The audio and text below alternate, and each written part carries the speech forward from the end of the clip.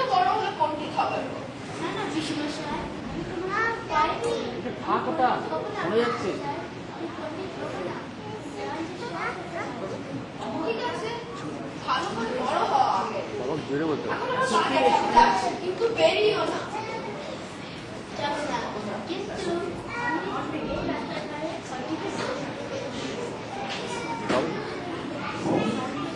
কই কই ভালো কই দয়ালা, ও দয়ালা, তার জন্য না তুমি দই কিনবে? আমি দই কেমন করে কিনবো? আমার তো পয়সা নেই। কেমন কিনবে না? তোমার কেন মনে হবে? এদিক ঘুর এদিক ঘুর। আমি যদি তোমার সাথে যেতে পারতাম তো যেতাম। আমার সঙ্গে? হ্যাঁ।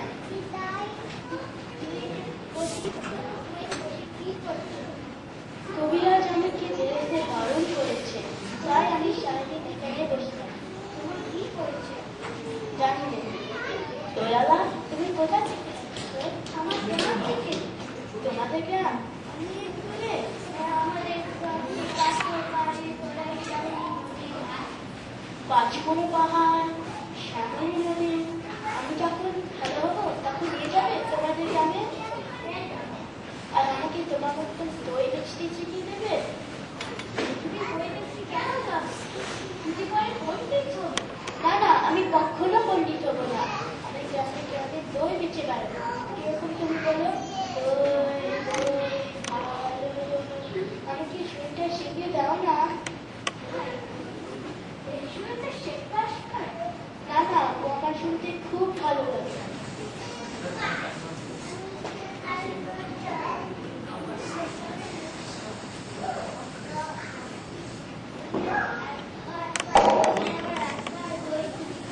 আমার তো পয়সা নেই।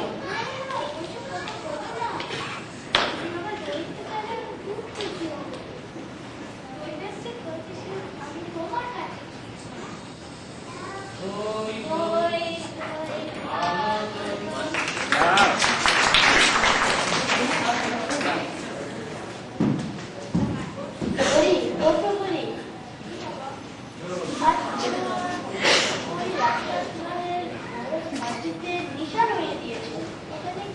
কাছে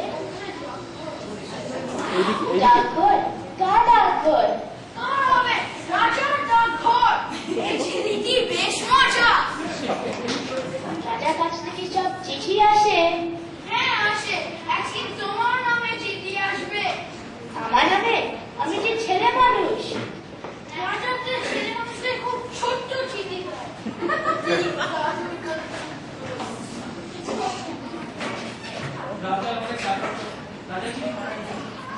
আচ্ছা, আমার নামে যদি চিঠি আসে কে এনে দেবে? রাজার অনেক ডাকঘর করা আছে, ওই রাখে। তারা কোথায় করে? ঘরে ঘরে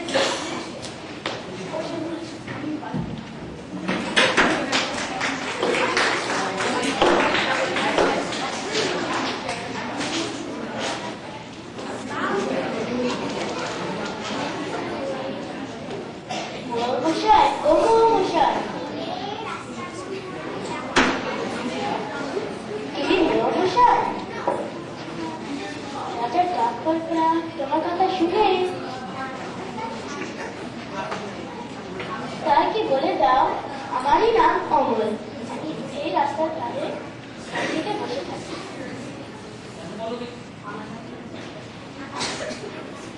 আমার নামে যদি চিঠি আসে,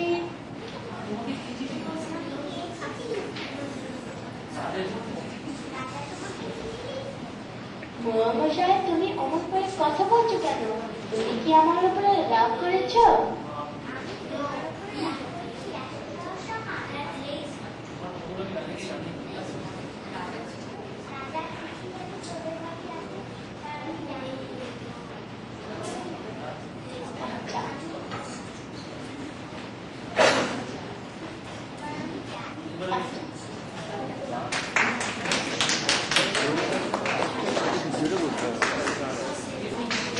কে তুমি যাচ্ছ? একটু দাঁড়াও না। আমারও ওখানে আর বসে থাকতে ইচ্ছে করে।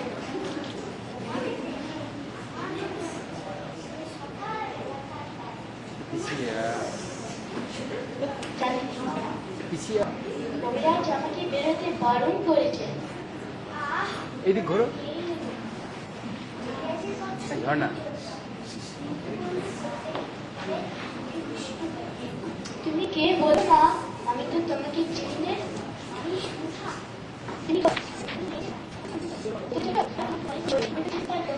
তাহলে আমি তোমাকে ফুল খাইয়ে দিতাম। এইদিকে এইদিকে ঘোর হ্যাঁ আমি জানি, আমি খুব জানি, আমি 7 ভাই চম্পা খাবো জানি। আচ্ছা তুমি আমার পাও দিদি হবে?